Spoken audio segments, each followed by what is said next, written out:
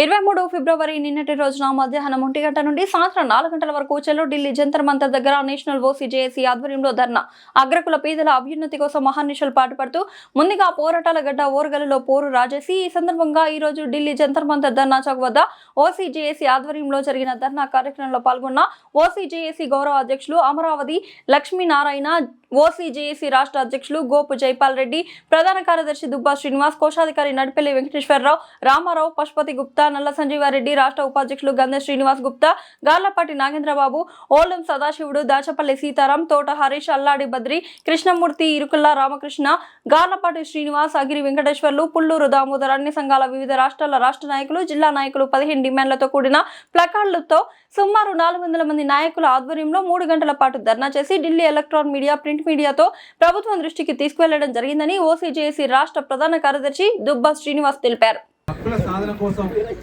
పోరాటం చేసేందుకు ఈరోజు ఢిల్లీ రాజధానికి ఇచ్చేసిన ఓసీ బంధుమిత్రులందరికీ, అదేవిధంగా మీడియా మిత్రులందరికీ ఈరోజు ప్రత్యేకంగా ధన్యవాదాలు తెలియజేస్తాం. ఈరోజు మన నాయకత్వం మొత్తం కూడా చెప్పినట్టుగా ఓసీలంతా మనల్ని పరిపాలించే మొత్తం ఓసీలే. అన్ని రాష్ట్రాలలో చూస్తే స్వతంత్రం వచ్చిన కానీ ఇప్పటి వరకు ఓసీలే అధికారంలో మెజార్టీగా ఉంటారు. దేశంలో కానీ రాష్ట్రంలో కానీ కింద చూస్తే మొత్తం ఏ ఒక్కరు కూడా ఓసీల కోసం న్యాయం చేసిన పరిస్థితి ఇప్పుడు కనబడటం లేదు. ఎందుకు అని చెప్పంటే అప్పటి నుంచి ఇప్పటిదాకా చూస్తే ఈ రోజు ధర్నా చేసే పరిస్థితి మనకు వచ్చింది అంటేనే మనల్ని పరిపాలించే పాలకులు ఈ రోజు మనల్ని స్పష్టంగా ఓసీలను పట్టించుకోవడం చెప్పడం ఈ రోజు స్పష్టంగా మనకు అర్థమవుతుంది. ఈరోజు ఓసీల హక్కుల కోసం గత 15 సంవత్సరాల కాడించి ఏకదాటిగా పెద్ద ఎత్తున ఉద్యమాలు చేయడం ద్వారా ఈరోజు ఈడబ్ల్యూఎస్ అనేది మనకు రావడం అనేది జరిగింది. 10% రిజర్వేషన్ అమలు చేయడం అనేది జరిగింది. ఆ 10% రిజర్వేషన్ అమలు చేశారు, కానీ అన్ని రాష్ట్రాల్లో స్పష్టంగా అమలు చేసే పరిస్థితి ఇప్పటికీ లేదు. రాష్ట్రాలలో అక్కడక్కడ అమలు చేసినా కూడా కొన్ని కండిషన్లు పెట్టి ఇబ్బందులు పెట్టి ఈరోజు సర్టిఫికెట్ కూడా ఇవ్వని పరిస్థితి కూడా ఈరోజు మనకు కనపడతా ఉంది. అందుకోసమే ఓసీ కమిషన్, ఈడబ్ల్యూఎస్ కమిషన్ దేశవ్యాప్తంగా ఏర్పాటు చేయాలని, దాంతోపాటు ఈడబ్ల్యూఎస్ లో పెట్టిన కండిషన్ కూడా తీసేసి 5 సంవత్సరాల కాలం సర్టిఫికెట్ పంపిణీ చేయాలని, 8 సంవత్సరాలు ఎత్తివేసి 10 సంవత్సరాల ఆదాయం వరకు కూడా సర్టిఫికెట్ ఇవ్వాలని చెప్పని కూడా ప్రధాన డిమాండ్ పెట్టుకొని కూడా పనిచేస్తూ ఉన్న పరిస్థితి కూడా మనకు తెలుసు.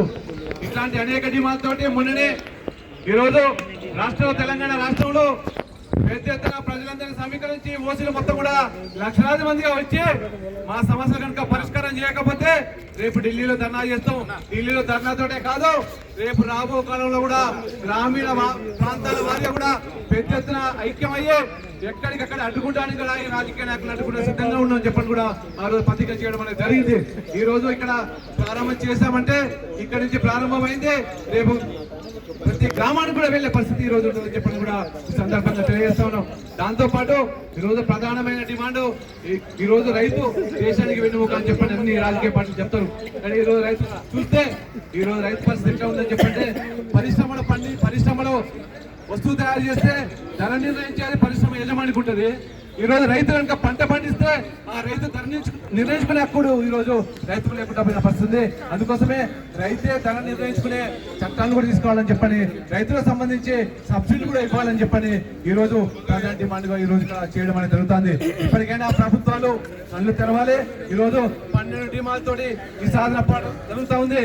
ఈ 12 డిమాండ్లకు సంబంధించిన దాంట్లో ఈ ఈడబ్ల్యూఎస్ ఒకటి, దాంతో పాటు క్రిమిలేయర్ విధానాన్ని కూడా తీసుకోవాలని చెప్పి కూడా మేము ప్రధాన డిమాండ్ గా పనిచేస్తా ఉన్నాం.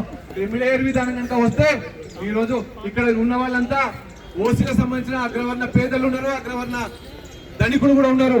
ఇక్కడికి వచ్చిన ధనికులు కూడా ఏం చెప్తా ఉన్నారంటే ఈడబ్ల్యూఎస్ లో ఉండబడే వాళ్ళందరికీ ఈ రోజు క్రిమినల్ విధానం తీసుకొస్తే మేము కూడా మా పేదలకు, ఓసీలకు న్యాయం చేస్తామని మేము సిద్ధంగా ఉన్నాం, మాకు రిజర్వేషన్ లేకుండా మంచి చెప్పని కూడా ఇక్కడికి రావడం అనేది జరిగింది.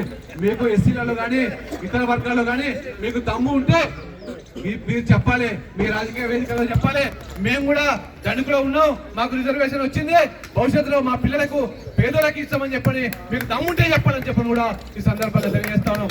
రెండవది, ఇట్లాంటి డిమాండ్స్ తోటి మనం చేస్తా ఉన్నాం. ఈ డిమాండ్స్ తోటి ఆవుడు కాదు, రేపు రాబో కాలంలో ఇప్పటికే వరంగల్ సభలో చెప్పాం, ఇప్పటికైనా ఓసీలో ఉండబడే ప్రజాప్రతినిధులారా మీరు అందరూ మేల్కొండి.